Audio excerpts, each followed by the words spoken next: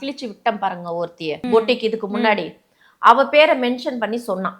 இந்த மாதிரி அவங்க வந்து தனியாக தான் பண்ணுறாங்க, நான் வந்து அப்படி கிடையாது, நான் எல்லாரையும் வந்து ஹெல்பிங் மைண்ட் செட்டில் பண்ணுறேன், ஒரு 5000 ரூபாய் கட்டினாலே கவுண்டருக்கு அதுக்கு மேலானா கூட நான் என் கைப்பணம் போட்ட மாதிரி தான் நான் ஒரு விஷயம் நான் ஹெல்ப் பண்ணுறேன் மேடம் அப்படின்ற மாதிரி சொன்னாங்க. மேடம் எப்பவுமே அந்த பொட்டிக்கறி பண்ணுவால, மேக்கப் போடுறது, தம் புருஷனை ரீல்ஸ் போட வேண்டியது, ஹட்டா சொத்தா அப்படின்னு சொல்லி பேசுவா பார்த்தீங்களா, அந்த மேடம் ஒரு செலிபிரிட்டியா.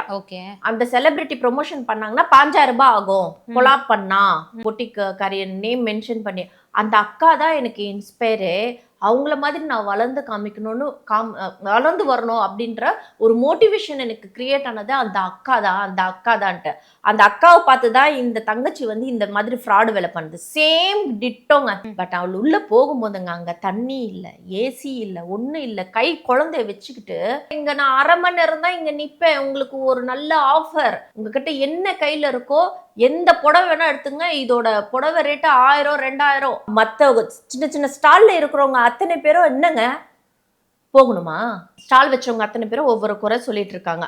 சொல்லும் போது இவ என்ன சொல்லிருக்கா, உங்களுக்கெல்லாம் நான் சோத்த வாரி கொடுத்தேன் பாரு, உங்களுக்கு குத்தது தெருவில் இருக்க நாய்களுக்கு கொடுத்துருந்தா கூட நன்றியோட இருந்திருக்கும்,